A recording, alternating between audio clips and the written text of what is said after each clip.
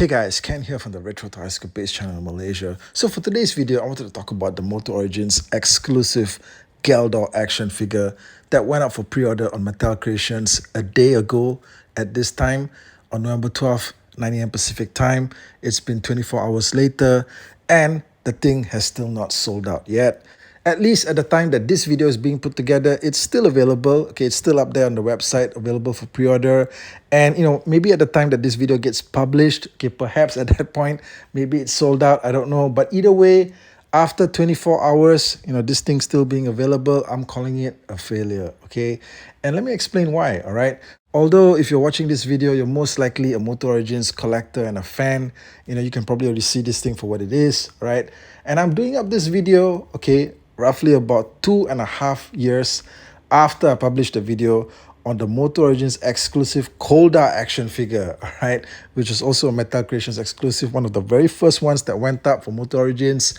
And I did a video talking about how that one sold out in something like about 30 minutes. Okay, 30 minutes for MOTU Origins sellout back in those days was a huge deal. In fact, we had some of the stuff like Wanda sell out in something like about 3 minutes. Okay, so anywhere between 3 minutes to 30 minutes is considered a record-breaking feat, okay, for something like this that has got a very niche market to it. But it was a market that always turned up in full force. Okay, back in those days, 2022, when this stuff would go up for exclusive pre-order, man, I remember some YouTube channels would have something like support groups. They would have live streams where the purchases would be made in real time. Okay, everybody would get together, share their stories about their score, and try and console those people that didn't get the figures they wanted. Stuff like that. Okay, all that good stuff.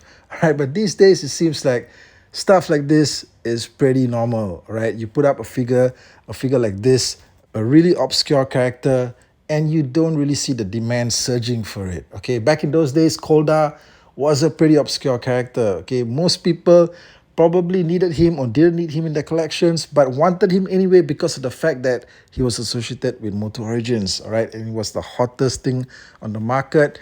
And when you look back at that Kolda figure that came out 2.5 years ago, at that time, the figure was actually priced at about $17.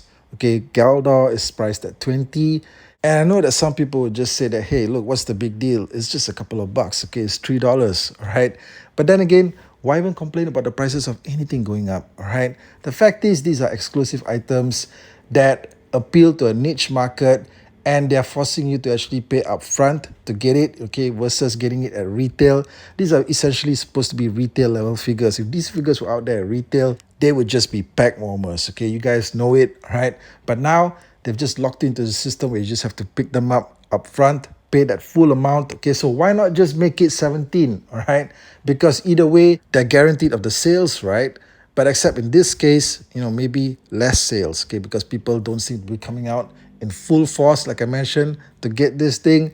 And also I noticed that back in those days when Kolda was coming out, they had a limit of 5 figures, okay? Basically, they gave you the model upfront, okay, for how you can actually be a scalper if you wanted to be, right? They gave you the mechanics to be able to hoard up this stuff and then just resell them at maybe about 2 or 3 times the original price, okay, to make back your investment plus profit, okay.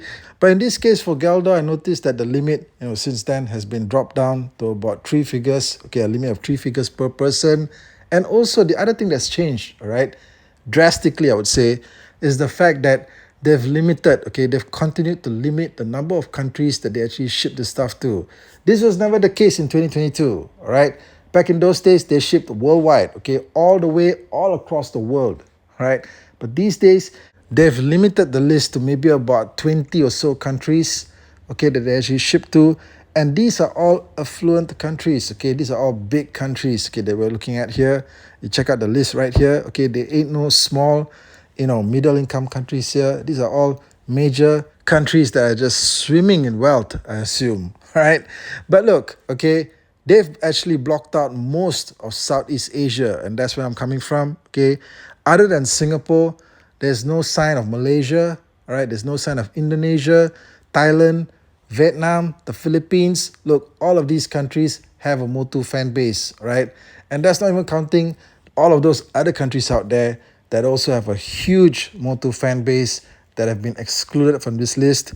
Look, guys, I get it, maybe MOTU is not doing so well in these countries, but since when has that ever really been a factor when you're basically doing a pre-order and you're guaranteed of a sale? All right, so what does it matter if you're shipping this thing all the way out to Antarctica? Okay, does it matter? All right, they're paying for shipping, aren't they? Okay, they're paying for the cost of the figure as well. So what's the deal here, guys?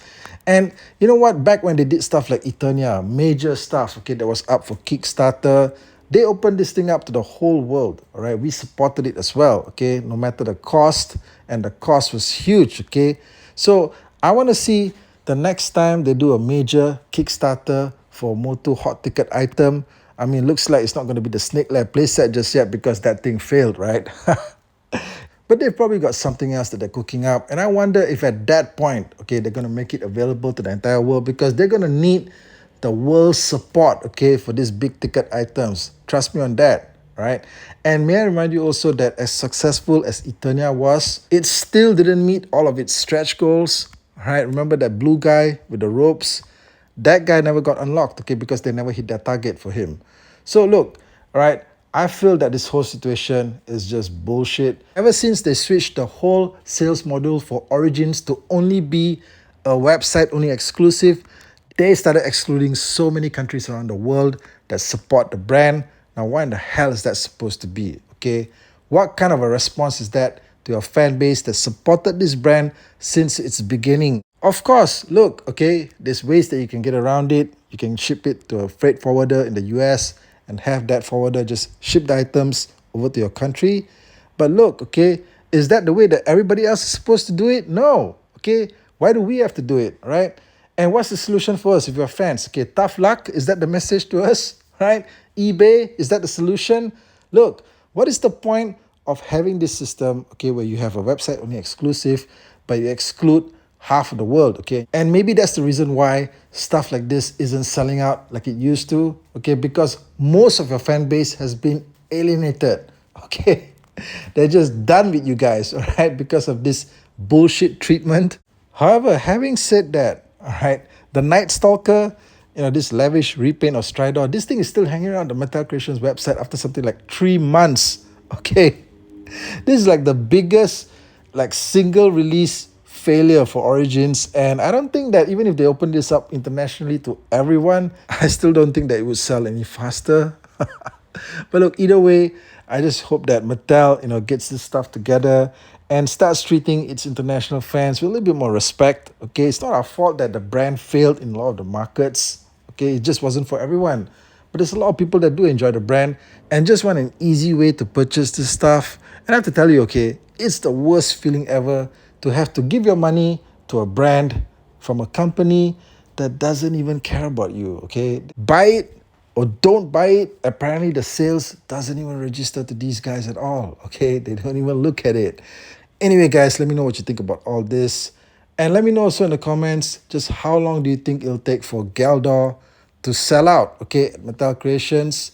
And if you did pick him up, what did you think of the figure? These days, it seems like the figures ship out really fast, okay, especially if you're in the US or someplace close to the US. It's like you place the pre-order and the damn thing's in your hands like about a day or two later. So guys, thanks for watching. Hit me up in the comments and I'll catch all of you again real soon with more content. Take care out there.